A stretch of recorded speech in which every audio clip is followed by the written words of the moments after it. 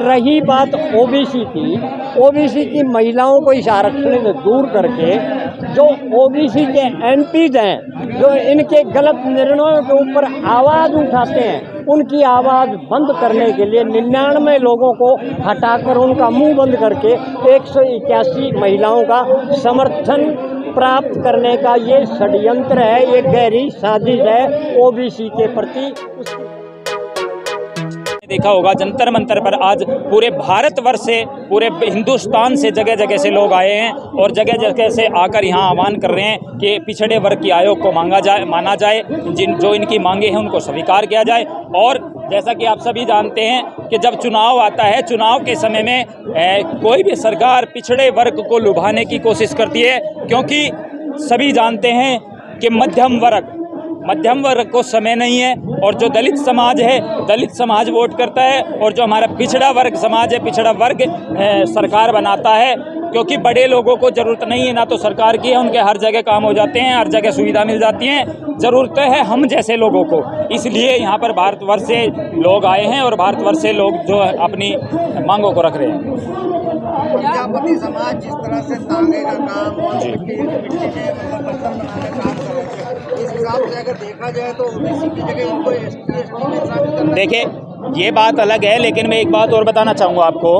हमारा जन्मसिद्ध अधिकार है, क्योंकि प्रजापति समाज एक कुम्हार, एक सृष्टि का पहला रचयिता है, पहला वैज्ञानिक है, जैसा कि आप सभी जानते हैं। तो जब हमारा समाज या हमारा कुम्हार कोई भी चाक पे मिट्टी का बर्तन बनाते बनाते उसका हाथ कट जाता है, उसका हाथ चला जाता है, उसके परिवार को देखने वाला कोई नहीं होता, उसके पालन पोषण करने वाला कोई नहीं होता। ऐसे ही जो भी हमारा पिछड़ा वर्ग समाज है, चाहे कोई लोहार है, चाहे कोई मोची का काम करता है, कोई कितना भी कारीगरी है, जो भी कोई काम करता है, अगर उसकी मृत्यु हो जाने के बाद उसके परिवार को देखने वाला कोई नहीं होता है, ना ही उनकी कोई समस्या सुनी जाती है। लेकिन आपने एक चीज़ ज़रूर देखी होगी, अगर कोई किसान अपने जो फसल उपजाऊ करता है, अगर उस पर कोई बारिश आ जाए, कोई पानी आ जाए, तो उसको मुआवजा मिल जाता है। लेकिन ना तो हमारे प्रजापति समाज का कोई मुआवजा है, ना ही अन्य पिछड़ा वर्ग का कोई मुआवजा है। इसलिए समस्त मांगों को लेकर आज हम यहाँ धरना प्रदर्शन करने के लिए पहुँचे। आज हजारों की तादाद में जंतर मंतर पर प्रजापति समाज उपस्थित हुए, इनकी तरफ से आप सरकार को क्या संदेश देंगे? देखिए, मैं सरकार को स्पष्ट रूप से बता देना चाहता हूँ, ये एक ट्रेलर है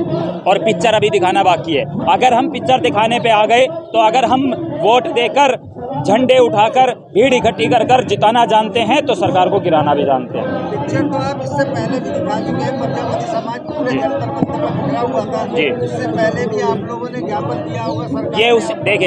ये उसी का दूसरा पहलू, दूसरा कदम है। हमने उस दौरान भी कहा था कि अगर अभी हमारी मांगों को स्वीकार नहीं किया गया, तो हम जल्द ही जून या अगस्त में हम अपनी मांगों को लेकर दोबारा धरना प्रदर्शन पर आएंगे। और तीसरी बार हम धरना प्रदर्शन करने के लिए नहीं आएंगे, हम सिर्फ हम डायरेक्ट जो है संसद का घेराव करेंगे, प्रधानमंत्री आवास का घेराव करेंगे, राष्ट्रपति भवन का घेराव करेंगे, और समस्त भारतवर्ष से समस्त जातियों को निमंत्रण देंगे और सभी का घेराव करके इनकी सरकार को गिराने का काम करेंगे। आपकी मांगों को अगर नहीं लाना जाता इस सदन के अंदर, मतलब ये पार्लियामेंट जी, तो आगे क्या कार्रवाई होगी 2024 में? आप 2024 का पार्लियामेंट का चुनाव कैसे देखते हैं? देखिए, अगर हमारी मांगों को स्वीकार नहीं किया जाता है, तो स्पष्ट सी बात है और खुल्लम खुल्ला स्पष्ट चुनौती है कि हम सभी मिलकर, पिछड़ा वर्ग समाज मिलकर, प्रजापति समाज मिलकर पूरे लोकसभा चुनाव का बहिष्कार। जंतर मंतर पे इसलिए आए हैं, पिछले 1000 साल का हिसाब निकाल लो, चाहे 100 साल का निकाल लो, चाहे 1993 से 33 साल का निकाल लो, या आज का निकाल लो। इस पिछड़े वर्ग को बर्बाद करने की कसम खा रखी है इस सरकार ने, इन मनुवादियों ने। अभी जो ताज़ा आरक्षण का झुंझुना थमा करके वो कुर्सी की डगमगाती नैया को पार करने के लिए झूठा झुंझुना महिला आरक्षण का थमा करके लोगों को धोखे छल के साथ जो है ये। आपने तो काफ़ी सरकारें देखी होगी, आपने कितनी सरकारें आपके सामने बदलती गई, आप प्रजापति समाज को मतलब पीछे रखा है, इस सरकार को जिम्मेदार समझते? इसमें सबसे बड़ी सरकार जिम्मेवार जो वर्तमान में है, यही पीछे के इतिहास में भी यही कारक रही है हमारी बर्बादी। ये 9 साल से कर रही है। 1990 में जब हमें आरक्षण मिला, मंडल कमीशन के द्वारा तो सबसे पहले वीपी सिंह की सरकार को गिराने वाले यही लोग थे। और उस समय उसकी संवैधानिक रिपोर्ट और मंडल कमीशन की सिफारिशों को जो 40 सिफारिशें थी उनमें से मात्र 2 सिफारिशें लागू करके भी इनके पेट में मरोड़े उठ रहे थे। इन्होंने पूरे देश के अंदर उस समय आग लगवा दी थी। और हरियाणा के अंदर अकेले हरियाणा के सोनीपत में 350 बसों को आग लगा करके सुहा कर दिया गया था। वही मानसिकता इनकी आज काम कर रही है। 181 जो महिलाएं आरक्षित करने के लिए इन्होंने जो बिल पास करवाया है, जो विधेयक लेकर आए हैं, इसके अंदर भी एक बहुत बड़ी साजिश है। तो आपका नाम क्या है और कितना उम्र है? मेरा नाम गणेशी लाल है, हरियाणा से। बस हो गया। आप बोले ओबीसी के ऊपर बोले, जो महिलाओं पे जो सरकार ने वो बनाया बिल बनाया, हाँ, उसके बारे में ये एक षड्यंत्र है।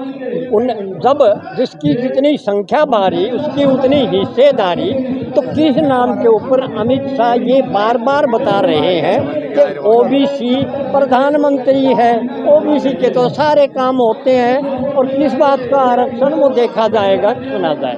लेकिन उसके अंदर जो गहरा षड्यंत्र है वो ये है कि 181 महिलाएं जो चुनकर आएंगी वो सवर्ण कास्ट की होंगी। एससी की महिलाओं को स्वतंत्र रूप से इसमें शामिल नहीं किया गया, उनके कोटे में से ही कोटा लगाया जाएगा। रही बात ओबीसी की महिलाओं को इस आरक्षण से दूर करके जो ओबीसी के एमपीज हैं, जो इनके गलत निर्णयों के ऊपर आवाज़ उठाते हैं, उनकी आवाज़ बंद करने के लिए 99 लोगों को हटाकर उनका मुंह बंद करके 181 महिलाओं का समर्थन प्राप्त करने का ये षड्यंत्र है, ये गहरी साजिश है ओबीसी के प्रति, उसकी बर्बादी की कहानी लिखने के प्रति।